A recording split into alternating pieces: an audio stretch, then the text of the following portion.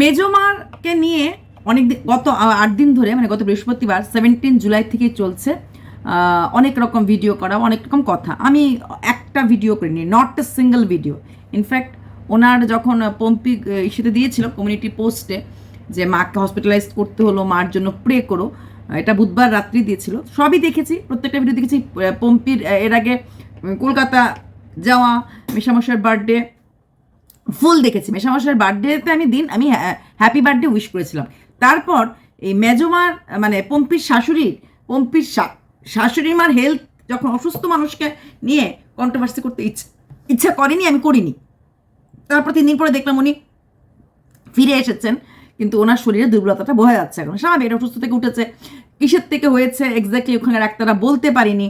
প্রথম তো পম্পি বলছে মানে ভাবছিল হয়তো স্ট্রোকের মতো হয়েছে, কারণ জ্বর ছিল গায়ে, হাতটা নাকি একটা এরকম হয়ে গেছে। তারপর কি বমি করেছিল, পায়খানা সবটাই করেছিল, যা হয় অসুস্থতার মাঝে। তো তারপর 3 দিনের মাথায় ডিসচার্জ করলো। তো এখন যেটা অরিন্দম বাবু বললেন যে হ্যাঁ উনি ডাক্তার দেখিয়েছেন, অনেক কথা উঠছে, অনেক কিছু উঠছে, যে অনেকেই বলছে ফট করে তুমি স্ট্রোকটা কেন বললাম, দেখেছি কিছু কন্ট্রোভার্সি ক্রিয়েটার তো ভিডিও করে, তো ওরা এরকম বলছে স্ট্রোকটা কেন বলে, যে স্ট্রোকটা নিয়ে যদি ক্লিয়ার তুমি না হও যে স্ট্রোক হয়েছে বা হয়নি, তো তুমি সেভাবে কিছু করো না, এরকম করে অরিন্দম বাবু বলছে। মানে অরিন্দম বাবুকে নিয়ে অনেকে বলেছে। তারপর অরিন্দম বাবু বলছিল কিছু স্ট্রোক নিয়ে বলেনি, পম্পি বলছিল মনে হচ্ছে হয়তো স্ট্রোক হয়েছে, কিন্তু স্ট্রোক কিনা বোঝা যাচ্ছে না, ইউরিন ইনফেকশন হয়েছে সেটা বোঝা যাচ্ছে না। এটা কনফিউশনের মধ্যে ছিল, কারণ জ্বর ছিল এবং বেশ ঘন ঘন ইউরিন পাস হচ্ছিল, বলতে পারছিলেন না, বা ইউরিন করিয়ে আনার পরও ওনার ইউরিন কখনো পাস হয়ে যাচ্ছিল, এরকম প্রবলেম হয়েছে। তারপর এখন যেটা বললো অন্য একটা ডাক্তার কালকে দেখিয়েছেন উনি, এবং তারপর আজকে যেটা কালকে যেটা বললো আর কি, যে নিউরোলজিস্টকে দেখাতে হবে, নিউরো কোনো প্রবলেম আছে। তাছাড়া একটা টেনশন যাচ্ছে ওনারও, তো একটা ভেতরে টেনশন হয় শ্বশুর বাড়িতে এত বছর থাকার পর, সেখানে যদি কোনো রকম একটা ডিসপিউট যে কারণেই হোক না কেন, একটা কোথাও না কোথাও আমাদের কিন্তু মনটা জুড়ে থাকে। সোশ্যাল মিডিয়াতেও যখন আমরা হয়তো আমাদের কিছু হয়নি, যেরকম বাংলাদেশের যে ফ্লাইটটা কালকে করেছে, অ্যাক্সিডেন্ট হয়েছে, এটা নিয়ে আমি কিন্তু কনস্ট্যান্ট ভিডিওগুলি দেখছি, বাচ্চাগুলিকে মানে দেখছি। তারপর ফ্লাইটটার যে পাইলট ছিলেন ওনার জীবন কাহিনী দেখছি, কষ্ট হচ্ছে। সেটা হয়তো অন্য দেশের হলেও কষ্ট হচ্ছে, কারণ আমরা দিনের শেষে আমরা মানুষ, এবং সেগুলি মেইনলি দেখছি। তো সেখানে দাঁড়িয়ে ওনার নিজের ফ্যামিলি মানে পম্পির শাশুড়ির নিজের ফ্যামিলি, নিজের যা, নিজের দেওরের মেয়ে বনি, তো সেখানে একটু তো কষ্ট ওনার হবেই। মেজো মা যেহেতু তো ওনার কষ্ট হবেই। তো সেখানে থাকে ভেতরে হয়তো চাপা টেনশনটা ছিল, এটা অনেকেই বলছে হয়তো ভেতরে চাপা টেনশন ছিল, উনি হয়তো সেই টেনশনটা হয়তো বলতে পারেনি, বা আমার একটা মাত্র ছেলের বউ, তার সাথে এইরকম খারাপ ব্যবহারটা কেন? তাছাড়া এমন তো না আমার ছেলের বউ ওখানে যাচ্ছে, থাকছে, খাচ্ছে, বছরে একবার 7 দিন গেস্ট আর্টিস্ট, তাকে নিয়েও হিংসামি, এটা তো হতেই পারে একটা শাশুড়ি মার মনের মধ্যে কষ্ট। আচ্ছা, সেখানে এখন কি হলো ব্যাপারটা, সেদিন বনি একটা ভিডিও করেছিল, বনি ভিডিও করে বনিকে নাকি জিজ্ঞেস করেছিল সবাই যে খবর পেয়েছো কিনা, তখন বনি বলল যে আমরা ভিডিও দেখে খবর পেয়েছি যে মেজমান এরকম হয়েছে। তারপরে সঙ্গে সঙ্গে বাড়ির সবাই ফোন করেছে, তখন কথা হয়েছে। তারপরে দিন মেজমার মানে আবার আমরা কল করেছিলাম, তারপরের দিনও আবার কল করেছিলাম, কিন্তু কথা আর হয়নি, ওরা হয়তো ব্যস্ত আছেন। প্রথম দিন কথা হয়েছে সেটা অস্বীকার করেছে, দ্বিতীয় দিন যখন বনি কথা আবার কল করেছিল তখন আর কথা হয়নি, ব্যস্ত ছিল, এবং ওরা ব্লগ দেখেই জেনে গেছে যে ইনফ্যাক্ট মেজমা ডিসচার্জ হয়ে গেছে। আচ্ছা, তো আজকে পম্পি কি করেছে? আজকে পম্পি একটা যে যখন এলিগেশন আমার গায়ে লাগে, তখন এলিগেশনকে নিয়ে কিছু কথা তো বলতেই লাগে। সেই এলিগেশনটা কি ছিল? যে পম্পি কল ওঠায়নি বা কিছু একটা বলেছিল, পম্পি বলেনি, হয়তো ব্যস্ত ছিল এরকম করে বলেছে। আচ্ছা, ওরা হয়তো ব্যস্ত ছিল এরকম করে বলেছে। সেখানে কলটা করা হয়েছে, কিন্তু দেখো কল ওঠানো হয়েছে। হ্যাঁ, পম্পি প্রমাণ দিয়ে দিয়েছে। প্রথম দিন মানে থার্সডের দিন সবাই মানে মিষ্টি ফোন করেছিল, কাকিমা ফোন করেছিল, বনি ফোন করেছিল, মিসড কল হয়েছিল মিষ্টির ফোনটা, তারপর কিন্তু ওরা কল ব্যাক করেছে, ওরা কথা বলেছে। মানে পরিষ্কার দেখা গেছে যে লাল যেগুলি আছে, মানে মিষ্টিটা লাল ছিল, সেটা কিন্তু ওরা কল ব্যাক আবার করেছে, এবং এতে বোঝা গেছে যে পম্পি কল ব্যাক করেছে। তো এটাই টেলিভিশন পম্পি দিয়েছে যে আমরা কল ব্যাক করেছি এবং কথা হয়েছে। এখন পাবলিকরা বলছিল, ভিউয়ার্সরা বলছিল যে তোমাদেরকে পার্সোনাল ফোন করে জানায়নি। পম্পি বলেছে যারা খুব ক্লোজ ফ্যামিলি মেম্বার তাদেরকে আমি হয়তো একটু বলেছি, মানে আর কেউ ম্যাক্সিমাম লোক ব্লগ দেখে জেনেছে। খুব ক্লোজ বলতে পল্লবী, যারা কিনা হসপিটালে যাওয়া, যারা কিনা অরিন্দম একা নিয়ে যাবে এরকম মাকে আরেকজন কাকে ডেকে নিয়ে গেছিল, এরা জেনেছে। মানে যেই ক্যাম্পাসে থাকে, যে সার্কেলটাতে থাকে, সেই সার্কেল, কারণ মিমলিকে একা রেখে যাচ্ছে, অনেক সময় দরকার পড়ে এলাকার লোক, পাড়ার মানে এরিয়ার লোক। এখন ওদের কাছে তো ওই যারা পল্লবী বা যারা ওর যে ফ্রেন্ড সার্কেল, যারা একদম ক্লোজ, আমাদের সবসময় বলি কি, আমাদের বিদেশে মানে প্রবাসে আমাদের যে নেইবার সবচেয়ে বড় বন্ধু আমাদের, সে আত্মীয় স্বজন অনেক পরে আসবে, আগে আসবে আমার সোসাইটির লোকরা। আমার কোনো বিপদে সবার আগে আমি আমার সোসাইটির লোকের কাছে হেল্প চাইবে। জন্য বলি ভালো সোসাইটি দেখে থাকা, তাতে কি ওরা সবার আগে আমাকে সাহায্য করতে আসবে। সেখানে পম্পির ওই যে পাশের ঘর, এদিকে অনেকগুলি ঘর, তো এদেরকে হয়তো বলেছে, এদের থ্রোত থেকে অন্যরা খবর পেয়ে গেছে, অরিন্দমদার থ্রোতে অরিন্দমদার বন্ধুরা খবর পেয়ে গেছে, এভাবে খবর পেয়ে গেছে। বাকিদের হয়তো পম্পি পার্সোনাল কল করে বনিদের বলেছে। এটা কিন্তু বনি বলেনি, সরি পম্পি বলেনি। পম্পি বলেছে যারা আমার একদম ভীষণ কাছের, মানে আমার মনে আশেপাশে, এদের কথা আমি পার্সোনালি বলেছি। বাকি কাউকেই আমি পার্সোনালি বলিনি। ম্যাক্সিমাম লোকরা আমার ব্লগ দেখে, পোস্ট দেখে জেনেছে, তারপরে ফোন করেছে। তারপরে বৃহস্পতিবার দিন, এটা বনিয়া বলে বৃহস্পতিবার দিন সবাই, এবং হ্যাঁ কল লিস্ট পুরো দেখিয়েছে 17 জুলাই। 17 জুলাইটা ছিল থার্সডে, কল লিস্ট দেখে থার্সডে ছিল 17 জুলাই। আর পম্পির ব্লগটা পম্পি ছেড়েছে 17 জুলাই থার্সডে। হঠাৎ করে মার এমন অবস্থা, মা এরকম ছিল, তা তাড়াতাড়ি করে হসপিটালে নেওয়া হয়েছে এবং মাকে অ্যাডমিট করা হয়েছে হসপিটালে, পরিষ্কার। এবং কোনো বেড খালি ছিল না, কোনো 3 শেয়ার রুমে রাখতে হয়েছে, 2 শেয়ারও খালি ছিল না। ইসে তো প্রাইভেট রুম তো দূর কি বাত, এগুলি সবই মোটামুটি পম্পি ক্লিয়ার করেছে। এমনকি পম্পিদের আরেকজন ফ্রেন্ডও হসপিটালে ভর্তি হয়েছে, ওনাকেও হয়তো জেনারেল বেডে রাখতে হয়েছে, কারণ কোনো প্রাইভেট রুম ওই হসপিটালটাতে খালি ছিল না। 3 দিনের মাথায় ডিসচার্জ হয়ে গেছে। ডাক্তার বলেছে হালকা হালকা খাওয়া দিতে, আর হয়তো একটু মানে এক্সারসাইজ করতে, আর কিছু দুধ জাতীয় জিনিস একটু কম দিতে, এরকম করে মানে ফুড হ্যাবিট সব খেতে পারবে, তেল মশলা ঝালটা কম খেতে, আর দুধ জাতীয় হ্যাবিট মানে প্রোডাক্টগুলি না খেতে। এটা এই তেল মশলা ঝাল কম খাওয়ার কথা তো সমস্ত রোগের ডাক্তাররাই বলে, যে কোনো রোগের কথা প্রথম কথাই বলবে তেল মশলা ঝালটা একটু কম খেও। পম্পি আবার কিন্তু ওই দিন ভিডিওতে বলে হচ্ছে আমি নর্মালি তেল মশলা ঝুলটা একটু কম দেই, তেল মশলা ঝুল আমি তরকারিতে বেশি দেই না, এটাও কিন্তু পম্পি বলেছে। তারপরেও আরও মার জন্য আরও হালকা পাতলা করে আমরা এখন রান্না করছে। তারপরেও তো অসুস্থ হয়ে যাচ্ছে, কখনো মিমলি হচ্ছে, কখনোই হচ্ছে, অসুস্থতা কিন্তু থাকছেই। আর যেটা পম্পি সেদিন বলেছে যে এত কিছু হচ্ছে, একটার পর কিছু হচ্ছে, এখন একটু মনের মধ্যে খটকা লেগে গেছে। কি খটকা লেগেছে? যে ওর যে ঠাকুর ঘরটা আছে, যেটা বোধহয় ইসেতে আছে, দক্ষিণ দিকে বোধহয় আছে, সেটাকে হয়তো অন্য দিকে নিতে লাগবে। আই থিঙ্ক পশ্চিম দিকে বোধহয় নিতে লাগবে, কিছু একটা ঠাকুর ঘর তো পূর্ব দিকে মুখ করে থাকে, মানে পূর্বমুখী ঠাকুর থাকে। পশ্চিমে বসালে ঠাকুর পশ্চিম টু পূর্ব দিকে দেখবে।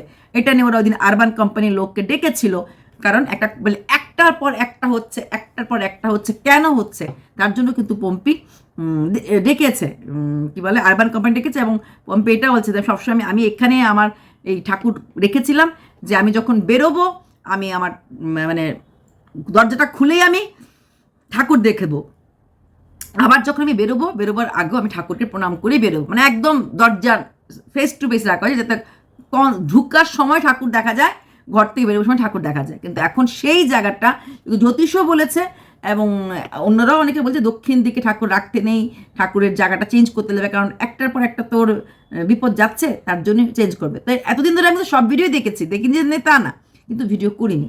কেন করিনি? একটাই কারণ, অসুস্থতার মাঝে ওদেরকে একটা টেনশন, স্ট্রেস, আমরা তো কন্ট্রোভার্সি করে নেব, কিন্তু ওদের মাঝে স্ট্রেসের মাঝে স্ট্রেস দেওয়াটা আমার নিজের ব্যক্তিগত রুচিতে বেঁধেছে, তার জন্য করিনি। তো এগুলি দেখেছি, তা পম্পির মাঝে এই চিন্তাগুলি আছে, এত কিছু তার মধ্যে আবার ওর একটা গানের নাচের একটা সামনের মধ্যে প্রোগ্রাম আছে, প্রোগ্রামে সে নাচের রিহার্সাল যেতে লাগে, ওর যাওয়ার সময় পাচ্ছে না, কিন্তু এত ভালো হাজব্যান্ড অরিন্দম জোর করে নিয়ে গেছে যে যাও, তোমাকে করতে লাগবে, মানে এই প্রোগ্রামটা না করলে, কারণ ঘরের কাজকর্ম, শাশুড়ি মা অসুস্থ, আবারই তো বললো আজকে সামনে মিমলির 24 তারিখ থেকে পরীক্ষা, তোকেও পম্পি পড়া একটা সাবজেক্ট, একটা দুটো সাবজেক্ট আবার অরিন্দম পড়ায়, তো এইভাবেই ভাগাভাগি করে ওদের পড়াশোনাটা হয়।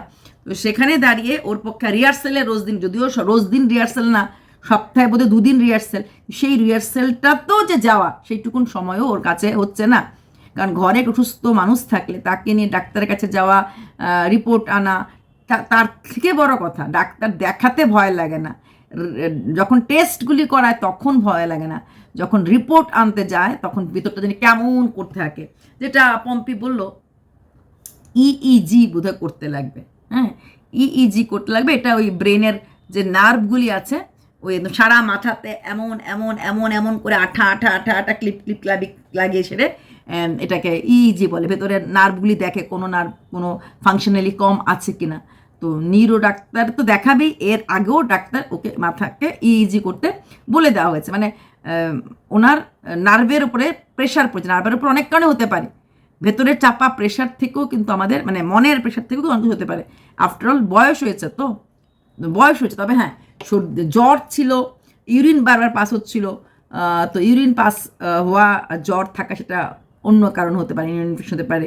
আবার কিছু একটা বলছিল সিস্ট কী সব বলছে পুরোটা রিপোর্ট পেলেই, যেটা অরিন্দম বলেছে পুরোটা রিপোর্ট পেলেই ক্লিয়ার করবো।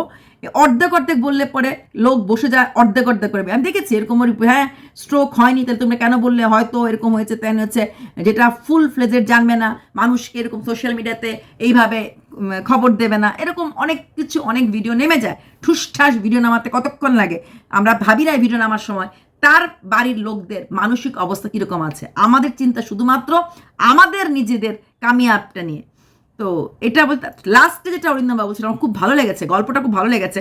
যেরকম যখন খুব বেশি নেগেটিভিটি নিয়ে লোক কথা বলবে, তোমাকে নিয়ে যখন খুব বেশি নিন্দা করবে, তখন ভেবে নেবে তুমি সঠিক পথে আছো, না হলে তুমি কিছুটা হয়তো ভুল করছো। তখন 90% লোক তোমাকে হিংসে করে নেগেটিভিটিটা ছড়ায়, আর 10% লোক সত্যিকারের তুমি কোথাও ভুল করছো এটা থেকে বলে।